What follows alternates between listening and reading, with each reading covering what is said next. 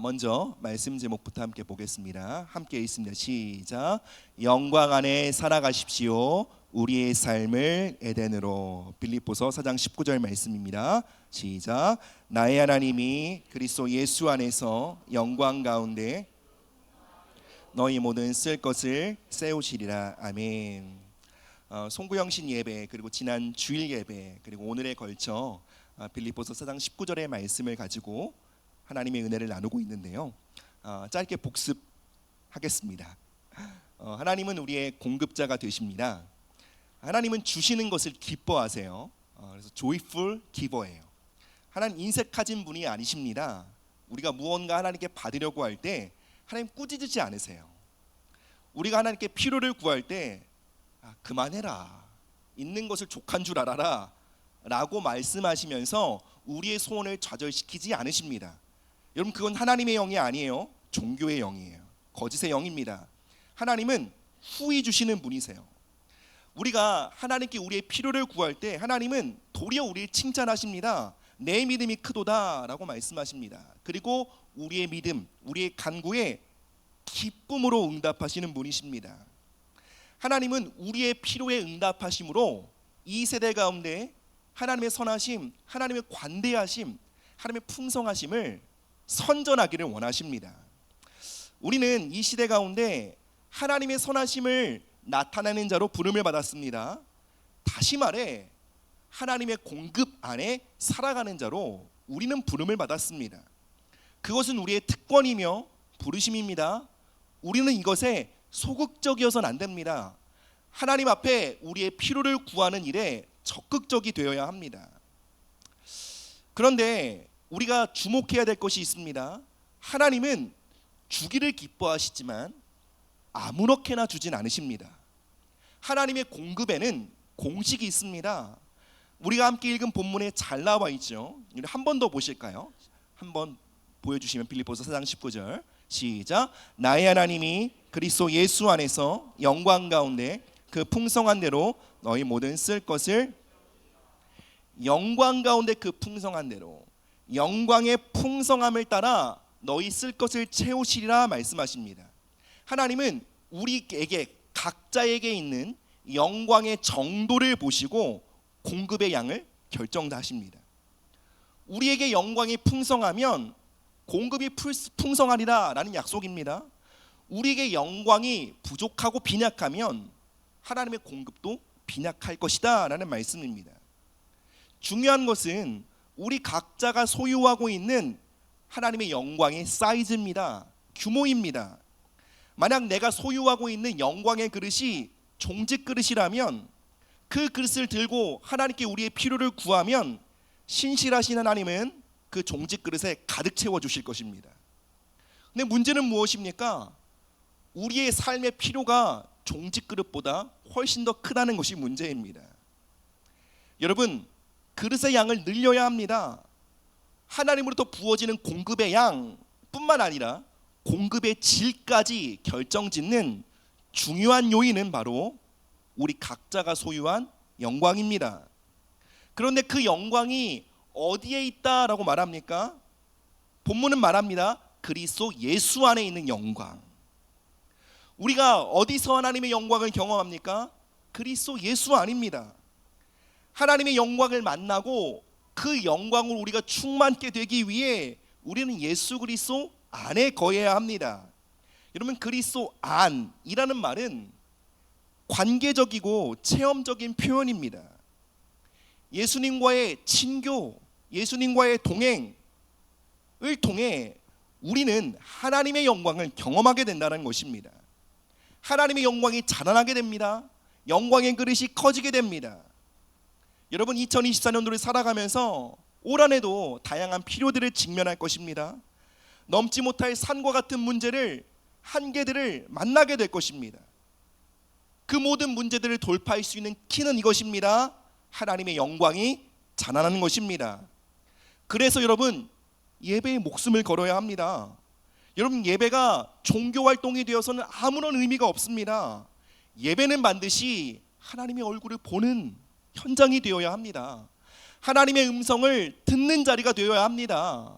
하나님을 마주보는 하나님을 경험하는 축복의 자리가 되어야 합니다.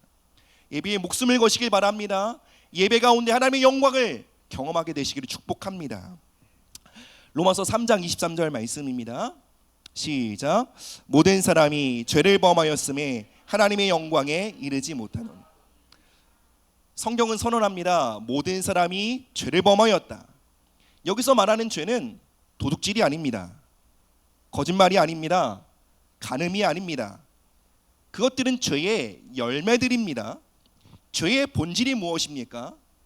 원어로 하마르티아, 관역에서 벗어난 화살이란 뜻입니다. 사람은 어떠한 관역을 향해 날아가도록 의도된 화살이라는 것입니다. 그런데 그 관역에서 이탈하였다는 것이에요. 엉뚱한 곳으로 날아가 잘못 꽂힌 것이죠. 그것이 죄입니다. 모든 사람이 죄를 범하였다라는 것이 무엇입니까? 모든 사람이 관역에서 비껴나갔다라는 뜻입니다. 그러면 여러분, 우리가 마땅히 도달해야 할 관역은 어디입니까? 하나님의 영광이란 것입니다. 하나님은 사람을 하나님의 영광 안에 살도록 창조하셨습니다. 우리는 하나님의 영광이라는 관역을 향해 날아가는 화살이라는 것입니다. 하나님의 영광을 바라보고 그 영광을 목적 삼아 살아가는 것, 그것이 바로 사람의 창조 목적인 것입니다. 그렇다면 여러분, 하나님의 영광이라는 그 관역을 향해 정확히 날아가 꽂힌 화살은 어떠한 모습일까요? 우리는 그 화살의 모습을 창세기 1장, 2장, 3장을 통해 상상해 볼 수 있습니다. 아담은 날이 서늘할 때, 해질 무렵이죠, 하나님과 함께 에덴 동산을 거닐었습니다. 하나님과의 친밀한 동행이 있었던 것이죠. 아담은 그 시간, 그 장소에서 하나님과 얼굴을 대면하여 보고 하나님의 음성을 들었습니다. 그것이 바로 범죄하기 전 아담이 누렸던 하나님의 영광입니다. 그는 그곳에서 하나님의 사랑, 자신의 마음을 채우는 충만한 하나님의 사랑을 경험했을 것입니다. 풍성한 공급을 경험했을 것입니다. 뿐만 아니라 아담은 하나님과 깊고 친밀한 친교 속에서 엄청난 지혜와 능력을 공급받았습니다. 엄청난 지혜와 능력, 무엇을 위한 지혜와 능력입니까? 바로 자신의 삶을 향한 하나님의 뜻과 계획을 알고 그것들을 실행하며 그것들을 성취하며 살아가도록 하는 지혜와 능력입니다. 하나님의 부르심을 따라 살아가도록 하는 힘과 능력인 것입니다. 여러분, 에덴 동산에서 아담의 삶을 아담은 놀고 자고 먹기만 했을 거야. 아담이 괜히 범죄해가지고 우리가 이렇게 뼈 빠지게 일을 하네 라고 생각한다면 대단히 착각입니다. 사실 에덴에서 아담은 매우 중대한 과업을 맡고 있었습니다. 에덴 동산을 지키고 관리하고 뿐만 아니라 에덴 동산을 더욱 확장시키라는 부르심을 갖고 있었습니다. 바로 그것이 땅을 정복하고 다스리라라는 부르심이었어요. 이 부르심은 사람의 능력으로 감당하기에 벅찬 부르심이었습니다. 여기에는 하나님의 의도가 있었습니다. 사람으로서 감당할 수 없는 부르심을 맡기는 데에는 하나님의 의도가 있었습니다. 그 부르심을 감당하기 위해 하나님의 영광을 더 사모하라고 하나님은 그 벅찬 부르심을 맡기신 것입니다. 여러분, 아담은 놀고 먹는 동산지기가 아니었습니다. 단순히 정원관리사가 아니었습니다. 심심하면 나무에 물이나 주고 동물들 먹이나 주고 이런 것들이 아담의 주된 일이 아니었습니다. 에덴 동산을 돌보고 확장시키는 일의 핵심은 이거였습니다. 에덴의 생명체들을 향해 이름을 지어주는 것이었습니다. 여러분, 이름을 짓는다라는 것은 엄청난 일입니다. 요한복음 10장에서는 선한 목자는 양들의 이름을 하나하나 불러 인도한다라고 말씀합니다. 양 1번, 양 2번 이런 식으로 부르지 않습니다. 양들의 이름을, 각 객체의 이름을 불러 인도하신다라는 거예요. 이름을 부른다라는 것은 그 대상의 존재 목적과 삶의 이유를 흔들어 깨워 그곳으로 나아가게 하는 행위입니다. 하나님이 우리의 이름을 부르신다는 것은 내 이름이 안형모지, 하나님 내 이름을 아셔, 그리고 이름을 부르셔, 형모야, 이런 의미가 아닙니다.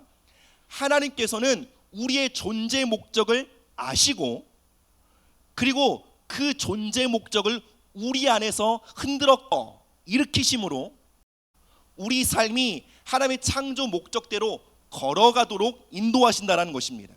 그것이 이름을 지어 부르는 것입니다. 사랑하는 여러분, 목자의 음성을 듣게 되시기를 축복합니다. 여러분의 이름, 여러분 각자의 이름을 부르시는 하나님의 음성을 들을 때 여러분 무엇이 깨어납니까? 나의 삶의 목적은 이것이구나. 삶의 목적과 방향성이 뚜렷해지는 거예요. 그리고 그 방향성을 향해 나아갈 수 있는 힘과 동력을 얻게 되는 것이죠. 아담이 에덴에서 했던 일이 이와 같은 일이었습니다.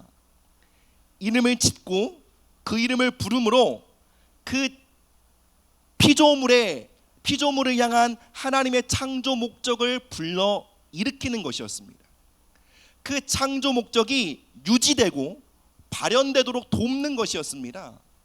기린이 하나님의 창조하신 목적대로 살아가도록, 사자가 사자답게 살아가도록, 원숭이가 원숭이처럼 살아가도록, 모든 피조세계가 하나님의 의도와 목적에 조화를 이루며 살아가도록 돌보는 것, 그것이 바로 아담의 부르심이었습니다. 아담은 에덴이란 땅 가운데 하나님의 뜻과 계획을 펼치는 하나님의 동역자였던 것입니다. 에덴의 모든 것이 하나님의 뜻과 계획에 맞게 질서와 조화를 이뤘을 때 아담은 깊은 만족과 기쁨을 누렸을 것입니다. 바로 이거야. 나는 이렇게 살도록 지어졌어. 뿐만 아니라 에덴의 모든 피조물들도 아담과 함께 기뻐할 수 있었습니다. 아담의 부르심은 이것입니다. 에덴의 모든 피조물들을 향한 하나님의 창조 목적을 이끌어내며 그 목적을 유지하며 발현되도록 돕는 부르심이었습니다. 그 부르심을 감당하기 위해 아담에게는 엄청난 지혜와 능력이 필요했던 것입니다. 그리고 그 지혜와 능력을 아담은 어디서 얻었습니까? 하나님과 산책하는 시간이었습니다.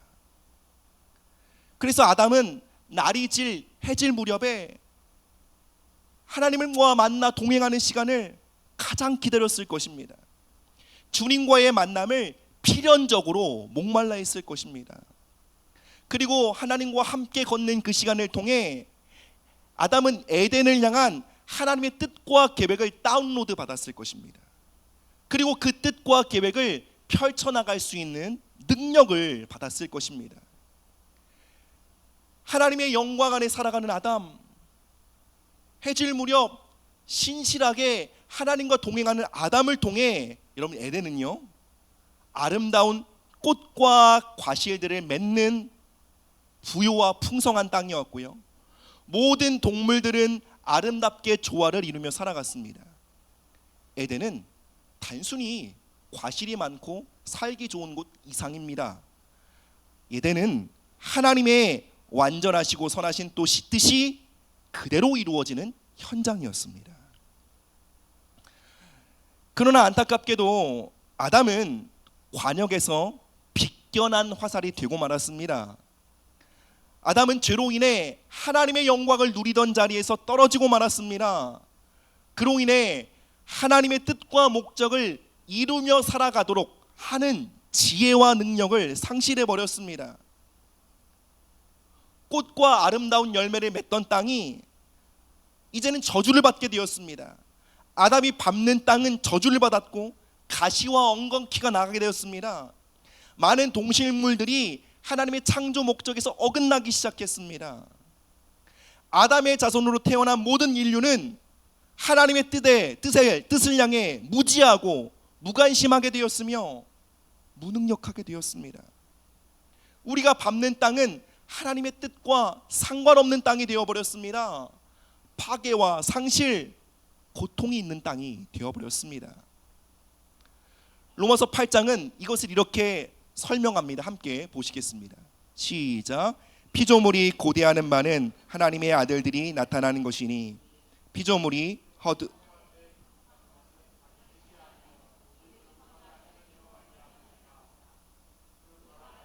피조물도 썩어짐의 종노릇한 데서 해방되어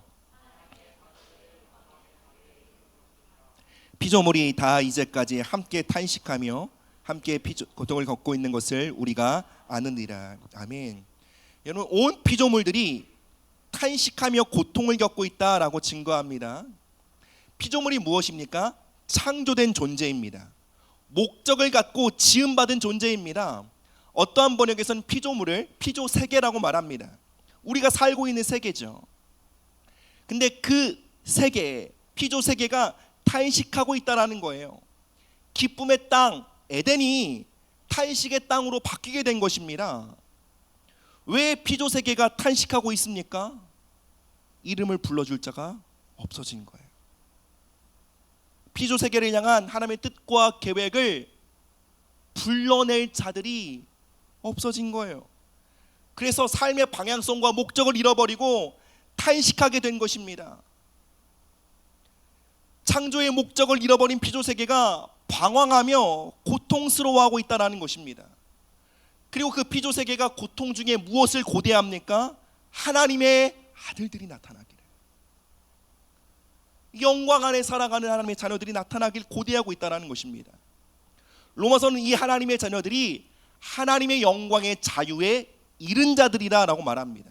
왜 영광의 자유입니까? 자유가 무엇입니까? 자유는 마음대로 사는 것이 자유가 아닙니다. 존재 목적 그대로 살아가는 것이 자유입니다. 물고기가 땅에서 살고 싶다고 물 밖을 뛰어나오면 자유가 아닙니다. 물고기는 자유롭게 물을 헤엄치며 살아가는 것이 자유입니다. 새는 하늘을 날며 살아가는 것이 자유입니다. 이처럼 자유는 내 멋대로 살아가는 것이 아니요, 지은 바 목적대로 살아가는 것이 자유입니다. 근데 영광의 자유입니다. 왜 그렇습니까? 하나님의 영광이 우리를 자유케 하시기 때문에 그래요. 하나님의 영광이 우리 삶의 목적을 회복시키기 때문에 그래요. 그 영광의 자유에 이른 자들이 나타날 때에 피조물이 어떻게 된다고요? 그들로 말미암아 그들도 하나님의 아들들이 누리고 있는 영광의 자유에 이르게 된다는 거예요. 그들도 삶의 목적을 깨닫는다는 거예요. 이 땅을 향한 하나님의 목적과 계획을 향해 순복하게 된다는 것입니다. 온 우주 만물들은 하나님의 자녀들을 기다립니다. 하나님의 뜻과 계획을 이 땅 가운데 펼쳐낼 자들을 기다리고 고대하고 있다는 것입니다. 하나님은 저와 여러분들에게 피조세계 가운데 일부를 맡기셨습니다. 우리에게 맡기신 땅이 있습니다. 삶의 자리가 있습니다. 가장 적게는 나의 삶입니다. 부부관계입니다. 자녀들과의 관계입니다. 가정생활입니다. 직장생활입니다. 학업입니다. 사역과 섬김입니다. 그 땅을 향한 하나님의 목적을 우리가 잃어버릴 때 그 땅에 탄식 소리가 가득하게 됩니다. 여러분, 가정 안에 탄식 소리가 들리십니까? 여러분, 매일 출근하는 직장 안에 탄식 소리가 들리십니까? 자녀들의 탄식 소리가 들리십니까? 무엇을 위한 탄식입니까? 우리가 하나님의 영광 안에 살기를 기대하며 고대하는 탄식입니다. 그 탄식 소리를 들어야 합니다. 그 탄식 소리는 우리를 흔들어 깨우는 알람입니다. 하나님의 자녀들을 흔들어 깨우는 알람입니다. 하나님의 영광을 향해 일어나도록 우리를 흔들어 깨우는 경적 소리입니다. 그 탄식 소리를 듣지 못하고 살아간다면 우리 모두 자고 있는 것입니다. 하나님의 뜻과 무관하게 살고 있는 것입니다. 깨어나야 합니다. 우리는 긴박하게 그 탄식 소리에 응답하며 살아야 합니다. 그 알람은 때로는 건강의 문제로 울릴 수 있습니다. 그 알람은 관계의 깨어짐으로 울릴 수 있습니다. 부부관계의 갈등, 냉랭함으로 울릴 수 있습니다. 재정적인 어려움으로 울릴 수 있습니다. 길을 잃고 방황하는 혼돈의 시간으로 그 알람이 울릴 수 있습니다. 소중한 것들을 잃어버리는 상실로 울릴 수 있습니다. 정서적인 억압, 영적 눌림으로 울릴 수 있습니다. 오랜 시간 공회전하고 아무런 열매 없는 그 삶을 바라보며 허무해하며 아파하는 마음으로 울릴 수 있습니다. 사랑하는 여러분, 그 탄식은 하나님의 영광을 향해 우리를 흔들어 깨우는 하나님의 알람입니다. 하나님의 얼굴을 대면하여 교제하는 자리로 나아가라는 강력한 외침입니다. 우리를 지으신 하나님의 창조 목적대로 돌아오라는 경적 소리입니다. 피조세계의 탄식, 우리를 흔들어 깨우는 이 알람 소리를 들어야 합니다. 그래야 소망이 있습니다. 그 소리를 들을 때에 우리 가정 안에 있는 탄식, 우리 직장 안에 있는 탄식, 이 교회 공동체 안에 있는 탄식이 들릴 때에 우리 안에 하나님의 영광을 향한 거룩한 갈망이 깨어나기 시작합니다. 예배를 향한 목마름, 기도의 자리에 서고자 하는 갈망, 하나님과의 교제를 향한 불타는 열정이 회복되는 것입니다. 아담에게 해질 무렵 서늘할 때 하나님과의 교제와 만남의 시간이 절대적으로 필요했던 것처럼 우리의 삶에 하나님과의 동행이 이건 옵션이 아니구나. 일주일에 한 번 예배드리고 치워버릴 일이 아니구나. 매일매일 하나님의 음성 안에 살아가지 않으면 나의 자녀들의 삶에 탄식을 넘어 귀곡성이 울리겠구나. 우리 부부관계에 탄식 소리가 점점 커지겠구나. 나에겐 하나님이 필요해. 이 갈망이 일어나게 된다는 것입니다. 사랑하는 여러분, 하나님은 우리가 밟는 땅이 에덴이 되기를 원하십니다. 에덴은 기쁨이란 뜻입니다. 하나님은 우리의 삶에 탄식이 없기를 바라십니다. 그 탄식은 어떻게 끝납니까? 우리의 삶을 향한 하나님의 선하신 뜻과 계획이 이루어질 때 비로소 우리 각자의 피조세계 안에 있는 탄식이 그치게 되고 기쁨의 소리, 즐거움의 소리, 웃음소리가 넘치게 된다는 것입니다. 사랑하는 여러분, 에덴은 열심히 산다고 되는 게 아니에요. 성실, 최선 중요합니다. 많은 성도님들의 삶이 자신에게 주어진 삶을 향해 최선을 다하고 있음을 압니다. 그런데 여러분의 최선으로 에덴은 이룰 수 없어요. 이것을 기쁨으로 인정해야 합니다. 여러분, 이를 악물고 노력해도 에덴은 안 이루어져요. 우리 삶을 향한 하나님의 창조 목적, 그 거룩하고 높은 뜻을 향해 한 걸음도 나아갈 수 없습니다. 우린 하나님의 도우심이 필요합니다. 에덴은 저절로 이루어지지 않습니다. 하나님의 뜻이면 저절로 이루어지겠지. 그렇지 않습니다. 우리가 원하지 않는다면, 우리가 하나님의 뜻에 무관심하다면 여러분, 우리의 삶의 사막은 계속 사막일 것입니다. 광야는 광야로 남게 될 것입니다. 우리 삶의 가시와 엉겅퀴는 그대로 남아있게 될 것입니다. 하나님은 예수 그리스도를 통해 우리가 잃어버린 하나님의 영광으로 다시 나아갈 수 있는 길을 열어주셨습니다. 이제 우리는 언제든지 예수님을 힘입어 그 영광의 보좌로 나아갈 수 있습니다. 이제 중요한 것은 단 한 가지예요. 우리의 목마름입니다. 갈망입니다. 무엇을 향한 목마름입니까? 우리 가정을 향한 하나님의 뜻에 대한 목마름입니다. 우리 부부관계를 향한 하나님의 뜻과 계획에 대한 목마름입니다. 그것이 이루어지고 유지되며 완성되는 것에 대한 갈망입니다. 우리 자녀들의 삶이 하나님의 목적 안에 걸어가고자 하는 갈망과 열망입니다. 예수님은 기도를 이렇게 가르치셨습니다. 너희는 이렇게 기도하라. 하늘의 아버지의 뜻이 하늘에서 이루어진 것 같이 이 땅에서 이루어지게 하옵소서. 예수님은 이 갈망을 표현하는 자리가 기도라고 가르치셨습니다. 여러분, 우리는 그냥 주일날 주일 성수하려고 이 자리에 있는 것이 아닙니다. 이 갈망을, 이 불타는 갈망을 하나님께 올려드리기 위해 이 예배의 자리, 기도의 자리에 있는 것입니다. 하나님, 나의 삶을 향한 하나님 목적과 뜻을 이루시옵소서. 하늘에 완성되어 있는 당신의 그 선하고 아름다운 뜻, 우리 자녀들의 삶에 이루어 주십시오. 우리 부부관계에 당신의 아름다운 뜻과 계획이 이루어지길 원합니다. 그 목마름을 지불하는 자리가 기도의 자리라는 거예요.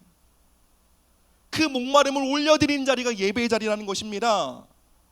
하나님은 그 갈망을 받으시고 무엇으로 응답하십니까? 하나님의 영광으로 우리에게 응답하신다는 것입니다. 2024년이 시작된 지 얼마 되지 않았습니다. 사랑하는 여러분, 저는 저의 2024년을 탄식 소리로 가득 채우고 싶지 않습니다. 하나님의 뜻과 무관한 2024년이 되길 원치 않습니다. 제가 밟는 땅에 기쁨의 소리가 가득하길 원합니다. 탄식 소리가 그치길 원합니다. 저희 가정이 에덴으로 회복되길 원합니다. 이 교회가 기쁨의 처소이기를 원합니다. 그러나 여기저기 탄식 소리가 들립니다. 저 개인의 삶에도 하나님의 목적과 어긋나 있기에 아픔과 탄식이 있습니다. 가정에도 있습니다.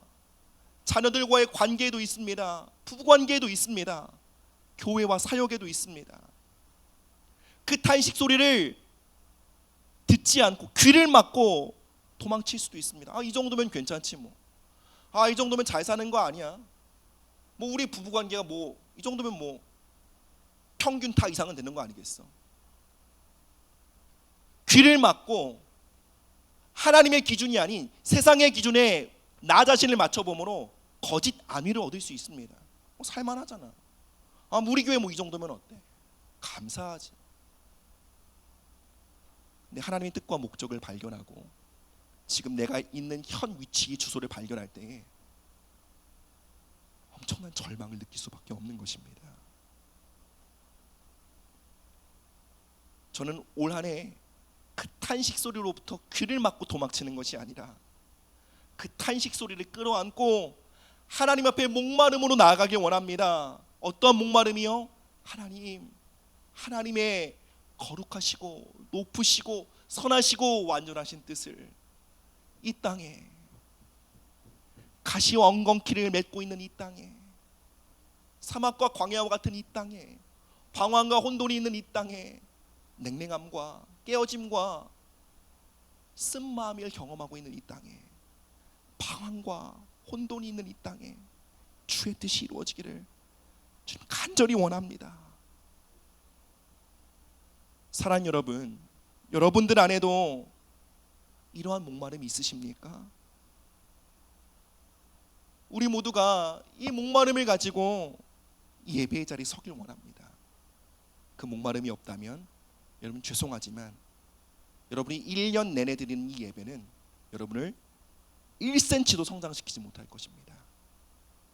그러나 여러분, 하나님의 약속과 말씀에 의지하여 제가 말씀드립니다. 여러분의 기도와 예배의 자리가 이 타는 목마름을 가지고 주님께 나아가는 자리라면 여러분 매 예배 때마다 여러분의 삶의 영광이 증대되어질 것입니다. 여러분의 삶의 목적이 분명해질 것입니다. 여러분의 자녀들이 자신의 길을 발견하게 될 것입니다. 여러분의 가정이 하나님의 뜻과 질서와 조화를 이루며 경영되기 시작할 것입니다. 여러분의 재정이 하나님의 목적과 뜻에 순복하여 하나님의 선하심과 관대하심을 풀어놓는 통로가 될 것입니다. 하나님, 2024년 우리가 밟는 땅에 탄식 소리가 그치게 하여 주시옵소서. 하나님의 뜻과 계획과 무관하게 살아가는 삶에서 돌이키길 원합니다. 나의 하루가 하나님의 뜻과 계획을 이루는 날들이 되게 하여 주시옵소서. 마지막 말씀입니다. 이사야 35장 1절 2절 말씀이에요. 함께 읽습니다. 시작. 광야와 메마른 땅이 기뻐하며 사막이 백합과 같이 피어 즐거워하며 무성하게 피어 기쁜 노래로 즐거워하며 레바논의 영광과 갈멜과 사론의 아름다움을 얻을 것이라. 그것들이 여호와의 영광 곧 우리 하나님의. 아멘. 아멘. 우리의 삶에 메마른 땅 광야가 있을 수 있습니다. 하나님의 말씀이 선포합니다. 그 땅이 기쁨의 땅으로 변화되리라. 할렐루야. 그 땅이 에덴이 되리라. 하나님 말씀하십니다. 꽃이 피고 나무가 자라며 열매 맺는 땅으로 변화될 것이다 말씀하십니다. 어떻게요? 그 땅에 하나님의 영광이 나타날 때, 그 땅에 하나님의 아름다움이 나타날 때 광야가 기쁨의 땅으로, 메마른 땅이 에덴으로 변화된다는 것입니다. 그럼 여러분, 우리가 밟고 있는 광야, 우리의 삶의 사막은 무엇을 통해 하나님의 영광을 보게 됩니까? 우리 가슴에 손을 얹고 말해볼까요? 바로 나입니다. 바로 나입니다. 하나님은 그 땅에 하나님의 영광을 반사시키는 반사체로 우리를 부르고 계신 것입니다. 우리가 하나님의 영광 안에 하루하루를 살아가며 그 영광과 동행하는 자로 살아갈 때, 여러분, 사막을 두려워하지 마십시오. 광야를 두려워하지 마십시오. 메마른 땅을 두려워하지 마십시오. 엉겅퀴와 가시를 두려워하지 마십시오. 여러분이 반사하고 있는 하나님의 영광으로 말미암아 그 땅은 에덴으로 변화될 것입니다. 우리 함께 찬양하며 주 옆에 나가도록 하겠습니다. 우리 앞에 함께 찬양했던 창조의 아버지라는 찬양인데요, 잘 모르시는 찬양이 있지만 우리 함께 이 찬양을 또 배워가며 고백하기 원합니다. 함께 가사를 먼저 한번 보실 텐데요, 여러분 잘 모르셔도 좋아요. 음정을 모르셔도 좋습니다. 그러나 이 고백 하나하나가 우리의 목마름을 담은 고백이 되길 원합니다. 우리 가사를 먼저 한번 볼까요? 창조의 아버지 그 섭리 보이사. 여러분, 섭리가 무엇입니까? 하나님의 뜻과 계획이죠. 다음이요, 택하신 세대 하나님의 자녀들을 일으키사 이 땅을 고치소서. 여러분, 하나님은 이 땅을, 하늘을 열고 기적을 베푸시 고치지 않습니다. 하나님의 자녀들을 일으키사 이 땅을 회복시키십니다. 여러분을 일으키사 여러분의 가정을 회복시키시고, 여러분을 일으키사 여러분의 직장을 고치시며, 여러분을 일으키사 여러분의 밟는 땅을 고치십니다.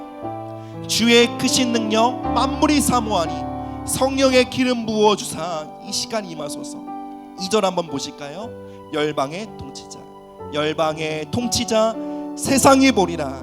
신실한 주의 약속으로 교회는 승리하리. 우리를 돌아보사 강건케 하소서. 연약함 모두 벗어지고 승리케 하옵소서. 주 영광 여기 임하사 열방 향에 그 빛 비추게 하소서. 주의 얼굴 구할 때 주의 향기 머무소서.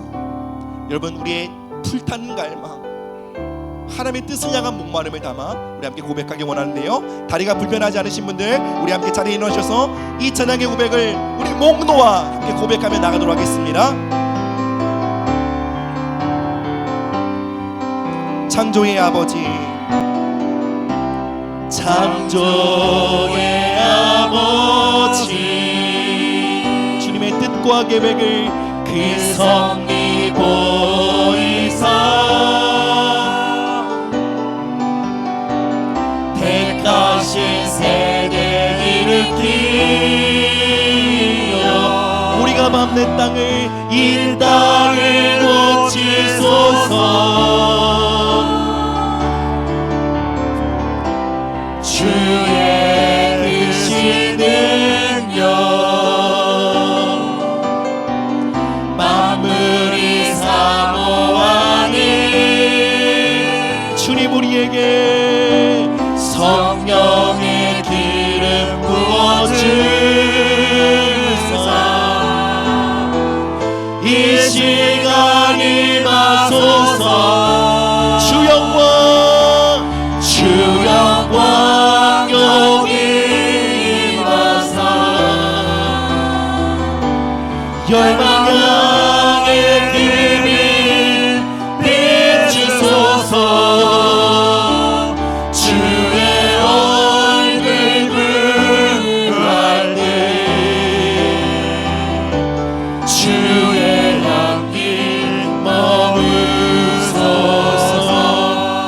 열방의 통치자 열방의 통치자 세상이 보리라 진실한 주의 약속으로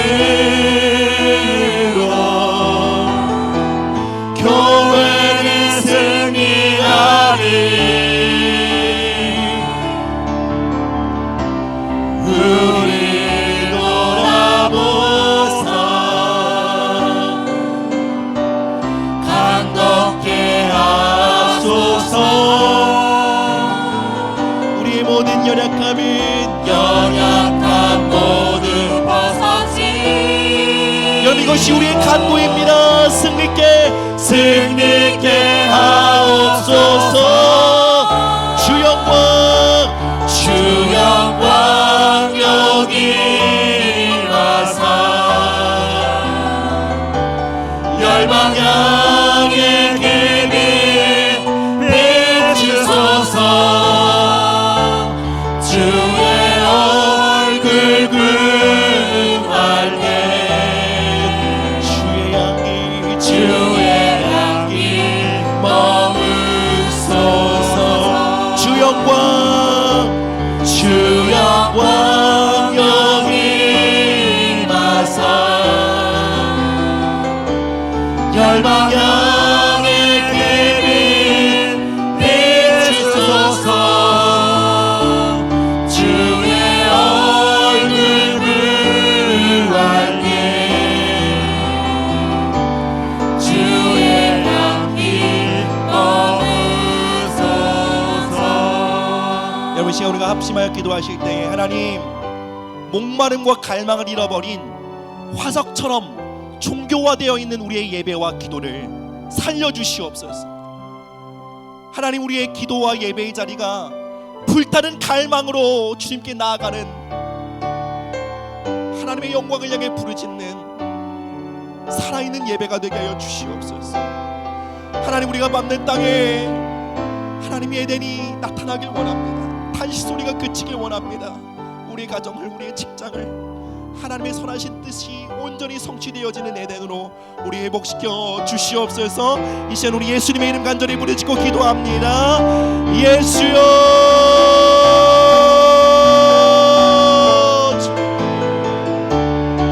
살아계신 주님 이 시간 하나님의 거룩하신 뜻과 목마름을 향한 아버지의 거룩한 목마름이 우리 안에 회복되어지길 원합니다.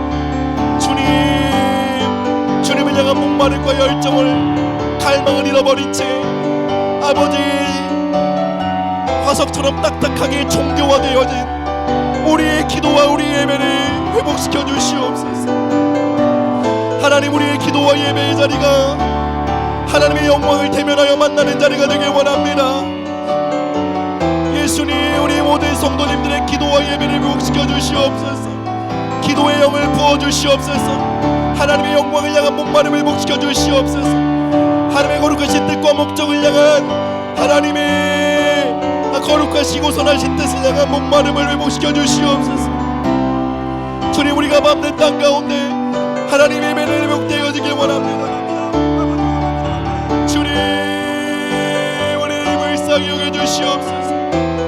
주님 우리 가정의 탄식 소리가 그치길 원합니다. 하나님 나의 삶에 탄식 소리가 그치길